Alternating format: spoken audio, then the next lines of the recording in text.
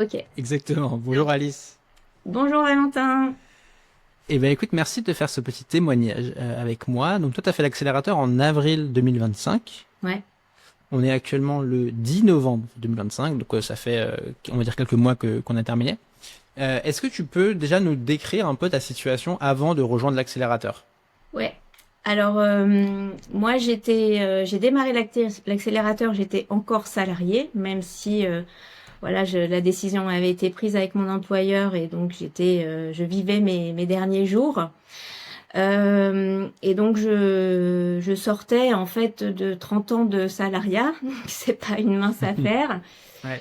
Et donc voilà, donc j'étais vraiment toute fraîche, sans activité de lancer, sans antériorité dans le freelancing. Voilà, j'étais vraiment toute neuve, même si effectivement pas sortie, on va dire de mes études pour autant. Voilà, j'avais quelques petites heures de vol derrière moi. Et du coup, tu faisais quoi en tant que salarié? Donc j'étais responsable marketing digital, enfin communication et marketing digital. Donc j'ai quasiment fait toute ma carrière dans ce secteur. C'est ma formation initiale. Et donc voilà, j'arrivais à un moment où en fait j'avais depuis le Covid un peu traversé une perte de sens et je manquais d'impact en fait dans mon univers professionnel.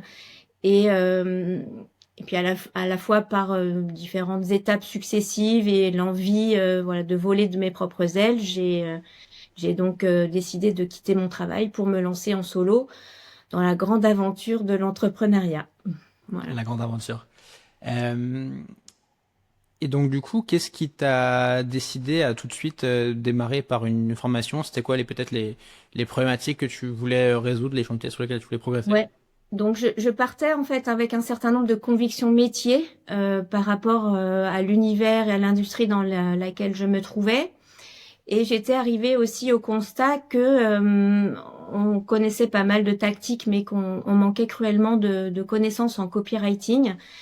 Et c'était d'autant plus vrai qu'en fait, c'est pas forcément quelque chose qu'on apprend quand on fait une école de com ou de marketing. Et j'avais pas vraiment eu l'occasion d'approfondir ce sujet de manière spontanée, voilà. Donc c'est quelque chose qui est devenu assez évident pour moi, et donc j'avais vraiment envie d'avoir ce skills dans ma boîte à outils pour être plus performante et, euh, et donc plus efficace aussi dans ce que je pouvais proposer. Donc ça m'a semblé naturel en fait de chercher une formation dans ces techniques d'écriture. Et puis bah voilà, c'est vrai que tu as une certaine renommée quand on fait des recherches sur Google, voilà, on tombe facilement sur tes contenus. Et de fil en aiguille, eh ben je me suis un peu documentée, j'ai trouvé ton approche intéressante et surtout la spécificité que tu as de mixer, on va dire business et technique d'écriture. Euh, et donc voilà, suite à un entretien avec toi, j'ai été convaincue de prendre ta formation, quoi. C'est ça qui m'a amenée là. Ok. Est-ce qu'il y avait, est-ce que tu as identifié, donc tu me parlais un peu de l'écriture, tu as identifié les points spécifiques sur lesquels tu voulais travailler? Alors en fait, je, je, je voulais vraiment, enfin, ce qui m'avait guidée au départ, c'était dans le copywriting, j'entendais moi, ou en tout cas c'est ce un peu à quoi je m'attendais, euh, tout ce qui est petit hack psychologique pour savoir Hmm. comment écrire et quoi et à quel moment dans les séquences, etc. Donc en fait ça s'apparence presque plus à des techniques de vente en fait. Donc je crois que j'avais des idées peut-être reçues, même si j'étais pas forcément à côté, mais donc j'étais partie avec cette idée-là. Et, euh, et puis de fil en aiguille, je me suis rendu compte que c'est pas forcément ce que je trouverais au cours de ta formation, mais en fait, je me suis aussi laissée porter et puis c'était très bien. Et donc ce qu'on a découvert au fil du temps, même si j'avais pas forcément d'attente spécifique en amont, c'était voilà comment on gère une activité business. Si j'avais quand même une attente à spécifier aussi par rapport au-delà du copywriting, mais par rapport à cette casquette business freelance en écriture, euh, j'avais très à cœur d'apprendre à comment délivrer un client, parce que quand on est salarié, Ouais. quand bien même on gère des projets, le delivery, il est pas. Enfin, j'avais l'impression que c'était pas la même chose, alors que j'avais aussi moi-même travaillé avec des prestats, etc., ou même travaillé en agence. Donc, c'était pas forcément quelque chose qui m'était étranger, mais j'avais l'impression que c'était très différent. Et donc, c'était aussi des attentes de ce type-là que je pouvais avoir en amont en arrivant. Ok. Et est-ce que tu t'étais fixé un objectif précis ou t'étais plus, je sais pas trop à quoi m'attendre, on verra, je me forme et puis je vais avancer. Oui, en fait, non, j'avais pas d'objectif précis parce que comme j'étais vraiment au début de mon parcours, c'était assez difficile pour moi voilà, de me fixer des objectifs SMART, Ouais. comme on dit, et puis, Ouais. ou en tout cas très précis, très quantifiés. Ouais.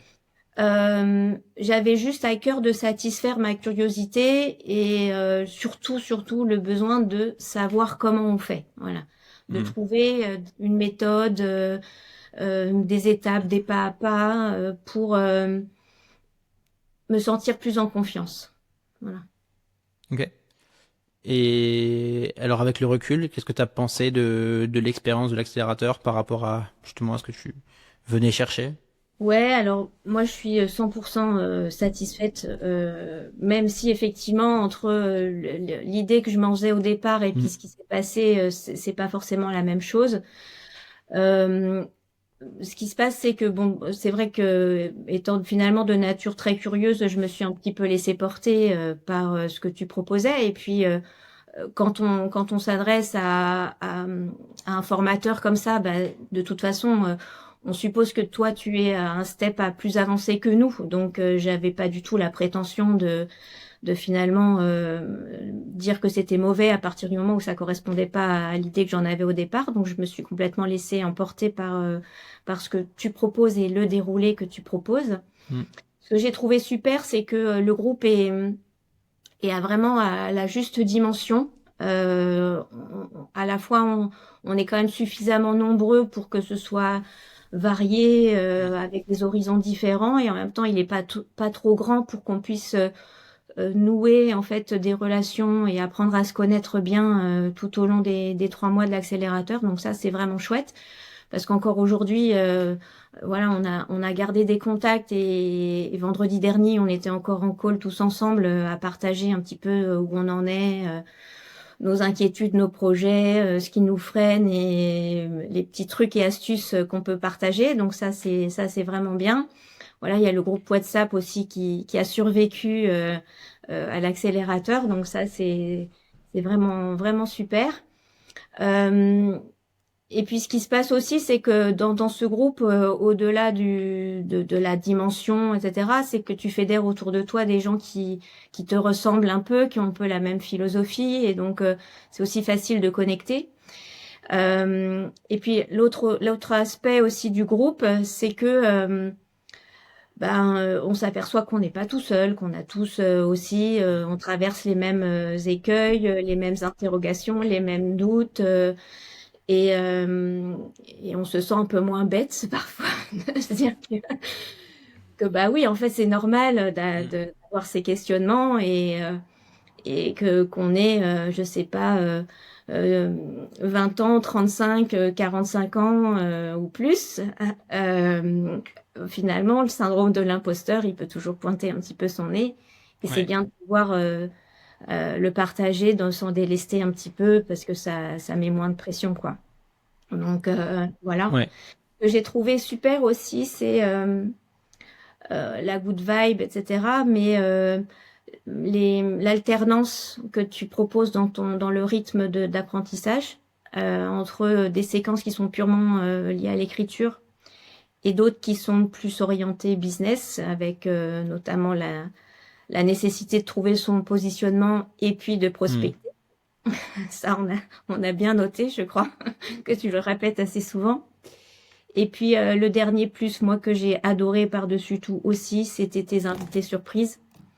Ça, en fait, c'est un peu le triangle équilatéral, tu vois. C'est ce qui complète l'équilibre et la forme parfaite de ce que tu proposes, je trouve. C'est que du coup, on a la hauteur de vue, on a d'autres perspectives, et puis on peut se projeter de ce que ça peut être dans l'avenir, soit quand tu invites un freelance Hmm. qui a déjà des points d'XP dans le métier plus avancé que nous, et puis ou d'autres professionnels du secteur qui permettent aussi de dépassionner certains enjeux. Donc ça c'est chouette.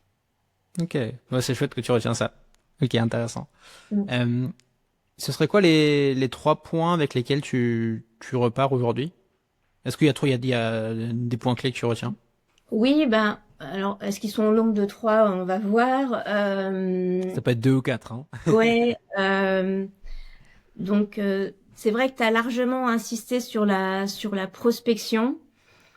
Et c'est vrai que ça va nous pousser un peu dans nos retranchements parce que euh, c'est peut-être plus vrai aussi sur des profils qui sont liés à l'écriture parce qu'on est un peu des Hmm. créatifs. Ouais. L'écriture, c'est un truc un peu introspectif, etc. Donc forcément aller au devant des autres, taper à la porte, on a toujours l'impression qu'on va déranger. Donc c'est sûr que c'est souvent un nœud, je pense, dans l'activité. Et c'est vrai que t'essayes vraiment de nous faire comprendre que, un, c'est important simplement pour la survie de notre activité, et donc de pas essayer de procrastiner ou le repousser à plus tard simplement parce que on n'ose pas, on n'y arrive pas. Hmm. Donc t'essayes de nous donner des astuces pour simplifier la chose, y aller en mode découverte, y aller avec l'idée de chercher à comprendre, de poser des questions, de se dire que c'est une sorte de jeu et puis qu'en fait on n'a pas grand chose à perdre fondamentalement et quand bien même on se prend un banc et ben voilà, tant pis, et puis on recommence. Donc ça c'est sûr que ça met un peu en perspective, tu vois. On se dit que bah ouais, c'est pas si grave, et puis oui, c'est vrai que c'est important. Donc ça, je crois que c'est le premier point que vraiment je mettrais en avant. euh, Ce que je dirais aussi, c'est par rapport à l'écriture que c'est des choses aussi que tu dis souvent au-delà de l'accélérateur, hein, c'est que il faut pratiquer, il faut écrire, Hmm. faut écrire, faut écrire, faut fondamentalement jamais s'arrêter.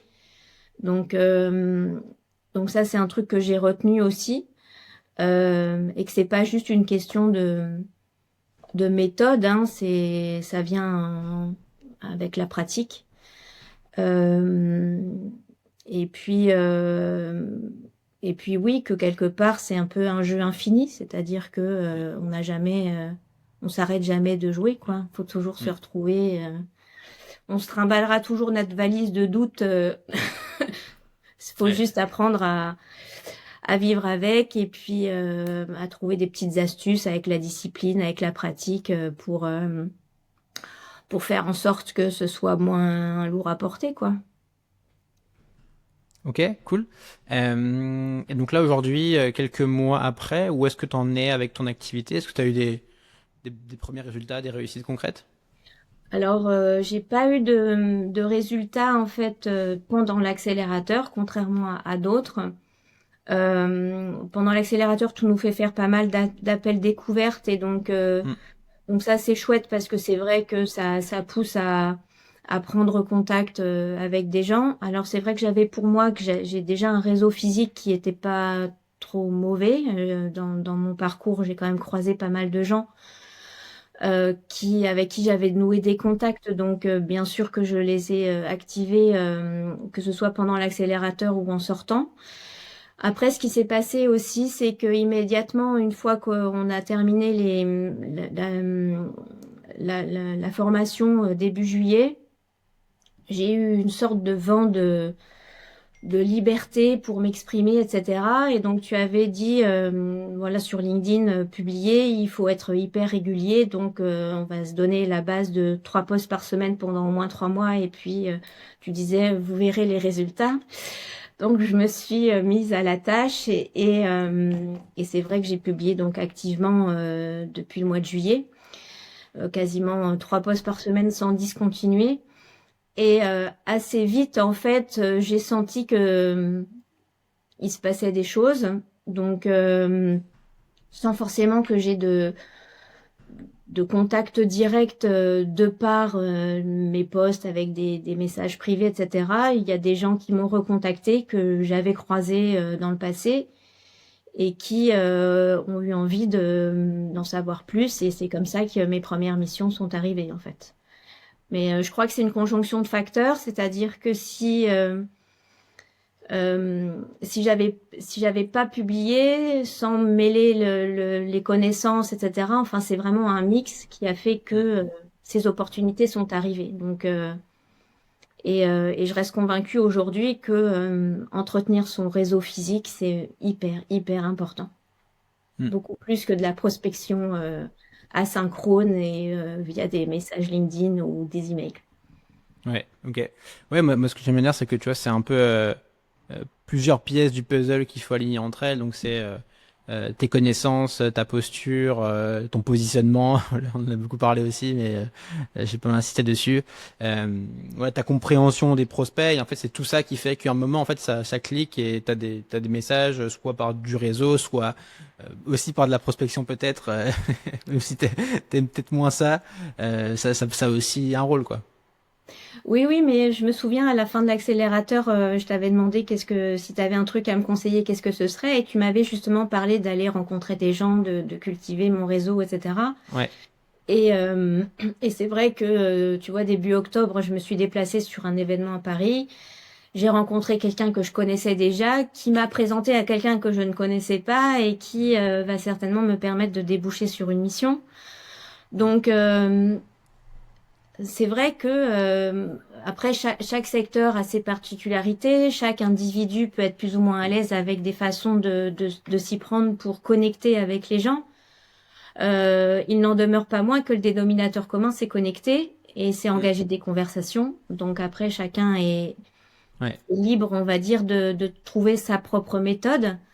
Euh, mais bref, ça m'a permis quand même d'avoir confiance, de prendre la parole, d'organiser, de structurer, on va dire, ma stratégie éditoriale. Enfin voilà, ça c'est des choses que tu nous as aussi expliquées.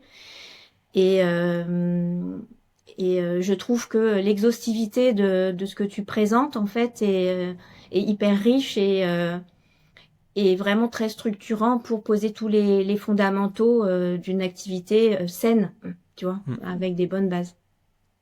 Ok, trop bien. Dernière question, est-ce qu'il y a à qui est-ce que tu recommandes, est-ce que tu recommandes de faire l'accélérateur et à quel stade est-ce que tu recommandes de faire l'accélérateur? Bah, alors, mon point de vue, il va forcément être biaisé parce que Mm. je vais parler juste pour moi, donc je vais pas. C'est toujours un peu difficile de faire des recommandations, mais j'avoue que euh, je le recommanderais en fait à quelqu'un qui cherche un peu comme je disais, à avoir des piliers, en fait, des fondamentaux pour pouvoir se sentir à l'aise avec l'activité d'indépendant dans l'écriture. Mm. Alors, c'est un métier qui a beaucoup changé. Je crois qu'on en avait aussi déjà discuté, mais entre 2020, 2021 et maintenant, le jeu de l'écriture n'est pas du tout le même. L'arrivée de l'IA bouleverse les choses. La maturité du marché pas la même, les attentes sont pas les mêmes. Donc le fait justement d'être en évolution et d'être synchronisé en fait avec ce qui se passe, c'est quelque chose d'important. Et je crois que c'est ce que enfin en tout cas, je trouve que c'est ce que tu mets en place à travers ta formation qui est très pratique, très ancrée dans du terrain, dans de la réalité, dans des choses qui sont peut-être pas, tu vois, hyper tendance, mais qui finalement sont solides et pérennes. Donc, si c'est ça qu'on cherche, parce que on veut Mm. vraiment avoir les pieds bien posés au sol pour pouvoir démarrer son parcours, bah, c'est ça qu'il faut prendre. Et encore une fois, l'alchimie que tu as entre des soft skills et des hard skills, ou plutôt des hard skills de compétences d'écriture et des soft skills en termes de Mm. comment il faut qu'on soit en tant qu'indépendant, Mm. voilà, parce que quelque part on a la tête, on a la casquette du chef d'entreprise, on est quand même Ouais. sa propre ressource, il faut que du coup qu'on aille au charbon pour aller engranger du business. Euh, Bah voilà, c'est ce tandem-là en fait qui fait que ça a beaucoup de force en tout cas. C'est mon avis. Trop bien. Plein de choses qui me font plaisir de ce que tu notes, tu vois. C'est le côté. Ouais, le côté, tu sais, des fois, ça peut être quand tu te lances, tu cherches peut-être des raccourcis ou des hacks ou des petits trucs, et en fait, c'est difficile d'échapper au, tu vois, au travail fondamental de, ok, je sais ce que je vends, j'ai confiance profondément en moi, je suis solide sur ma compétence, et c'est tout ça qui fait que normalement ça fonctionne. Ouais, c'est ça. C'est solid is the new smart, tu vois. C'est un peu ça. Et après, moi, je trouve que c'est des choses qui transparaissent dans ce que tu écris, dans ce que tu Ouais. dégages.